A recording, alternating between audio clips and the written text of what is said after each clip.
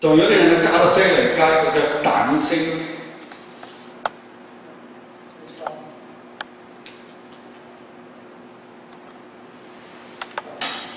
加呢個加蛋星。係。呢個呢就係睇需要啊，但係你哋如果自己試下，自己喺屋企，你覺得我嘅症狀同講課當中講到嘅濕性嘅咳嗽好似㗎，我哋試下二陳湯啊，你成日你冇加呢個蛋星啊，呢個蛋星你加得唔好有啲問題，因為蛋星有少毒，要加得多咧有啲病人唔舒服，我真係介紹一下。如果你睇到醫生開張二陳湯出嚟，你俾我做完有蛋星加啲嘢加入去，佢就係醫你嘅咳嗽，都係醫你嘅咳嗽。蛋星我哋一般點樣用呢？我哋用一次，就係用一次，其他嘅用係用2次、3次都冇問題。但係薑咧都用得少啲，薑我哋一般唔超過2次，最多2次。取什麼的薑？啊？取什麼的薑？得，可以。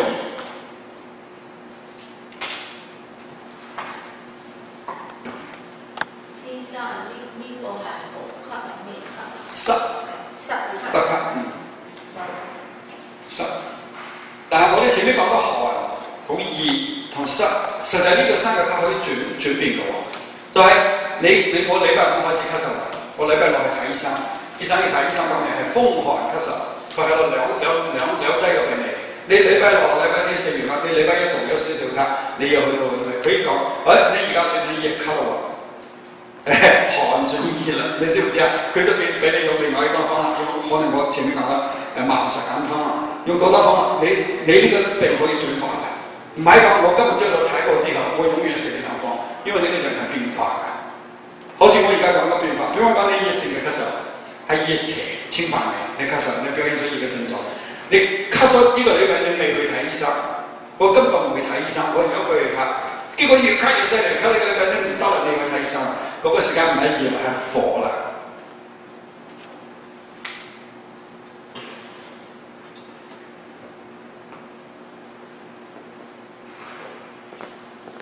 或者係火，或者係錯，呢個就係比火更加進一步啦。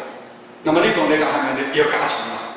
我前面用個普通嘅對你嘅熱性嘅咳嗽嗰種方咧冇用。咁我哋嘅轉方啦。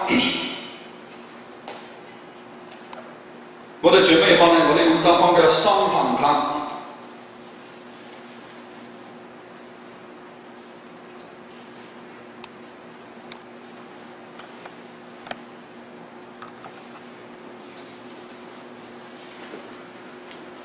呢個桑呢，桑葉，係桑葉。桑樹呢，因為佢一身都係寶嚟㗎，桑葉啊、桑皮啊、桑寄生啊、桑白皮啊。桑枝啊，全係都係中藥，所以寫到一個桑嘅時間咧，你要睇下佢醫咩病。醫咳嗽我哋用桑葉，但係醫內傷咳嗽、久咳我哋用桑白皮，唔用桑葉，用桑白皮。但係表症就係我哋講喺外感咳嗽話，你係表面嚟嘅嘛，我哋用桑葉。三行湯裏面係咁幾個藥，第一個就係桑葉啦，第二個係杏仁啦，第三個。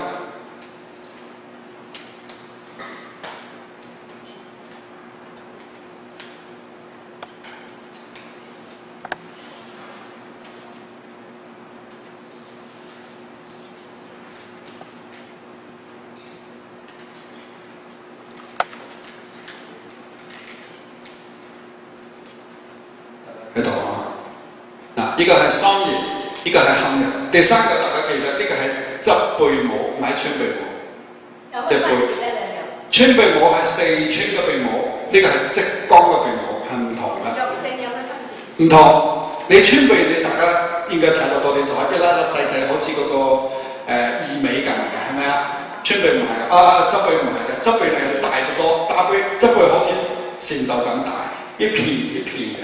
白色嘅，少少帶黃色，所以你用側貝用川貝係唔同，係點樣唔同？我等等解釋下。呢度係用側貝冇用沙參，沙參咧又分南沙參同北沙參，南北沙參。所以呢，我哋如果係呢個病人我哋有偏向於補嘅，佢體質差、身體虛嘅，我哋用南東南西北沙參。如果偏向於攻嘅，我哋用南沙參。用北沙參，但係呢個你又有攻又有補嘅，我哋南北沙參一齊用，都冇問題。下邊嗰啲叫梔子，梔子係用苦寒嘅，瀉火潤燥嘅藥，都係止咳嘅。最好呢個係梨皮，就係、是、你哋食嗰啲水梨啊，佢外邊嗰一層皮，嗰層皮成乾之後，你煲湯沖茶都有作用嘅。至於梨皮都唔使掉落去㗎，你哋食梨嘅時間梨皮唔食嘛，係咪啊？嗰梨皮可以擺喺嗰度㗎，你擺喺下啲曬乾多時我哋擺喺個乾燥嘅地方。如果你以後有咳嗽嘅時間，你判斷佢係熱性嘅咳嗽，甚至係火性嘅咳嗽，你就可以用梨皮。用梨皮，但係唔係熱嘅唔得㗎嚇。如果寒性嘅唔得㗎，要食藥咳你嘅食嚟。我哋講下兩個貝母嘅唔同啦。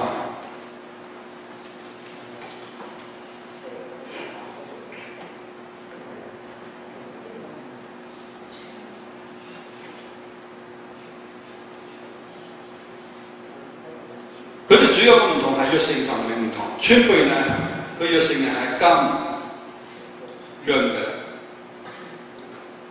所以大家一睇就知道佢係偏薄嘅，係咪？所以我講外講咳嗽唔食川貝㗎，唔食川貝㗎。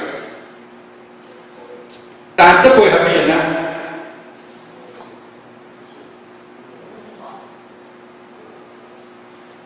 苦同瀉嘅。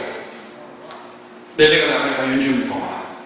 同樣係貝母，但係我選擇用柘貝母嘅時間，同樣川貝母嘅時間，實際我哋講係一實一虛，一真一邪，一陽一陰，一寒一熱，係咪啊？完全唔同嘅，全係相反嘅。所以你冇睇貝母，所以有時間你中藥方上面就寫一個貝母，嗰個藥材定唔知俾你乜嘢㗎？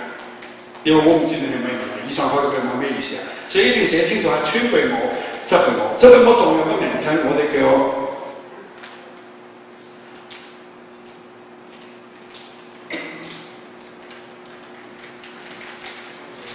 仲有個名稱叫呢個。所以大家睇到呢個金寫嘅時間，一定係即金個貝母，唔係川貝啊。即金個貝母平好多，川貝貴。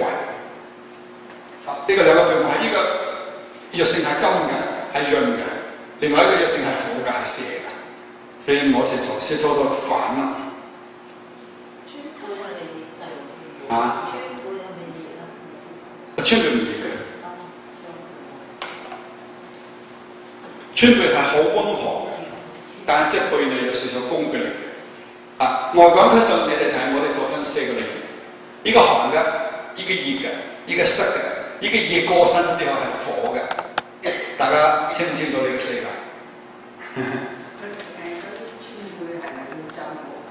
浸成3個鐘頭先入煲得嘅。川貝唔使嘅，唔使嘅。當然川貝有質素㗎，佢有唔同嘅價錢，有好嘅同渣嘅，越好嘅用晒，越好嘅用晒，越渣嘅。因為而家嘅川貝呢，我估啊，因為我唔中藥，我唔知。大多數川貝都係培養出嚟嘅，佢唔係以前生喺山入邊嘅，佢係嗰啲人工培養出嚟嘅，都差唔多。佢大小都差唔多，以前嘅川貝大大細細嘅，佢而家所謂大小佢都會分開，仲賣唔同嘅價錢，但係實際佢全係人工培養嘅，所以大家買川貝，我而家嘅經驗就係、是，你買呢種人工培植嘅中藥比較貴嘅中藥咧，你就買個中檔，你唔使買個最好嘅，最好嘅同中檔冇咩分別，但係唔會買最差嘅，最差嘅佢有時間年份唔夠，佢培養嘅時間唔夠，佢就攞上嚟啦，咁就唔好。中嘅，比方講3個川貝擺喺度，呢個川貝係100蚊一磅，呢個川貝係40蚊一磅，呢個川貝係8蚊一磅，我一定買40蚊一磅。當然你都要睇下啊，你要比下，你唔好以為100蚊嘅一定好過40蚊嘅，100蚊嘅一定差過40蚊，唔一定嘅。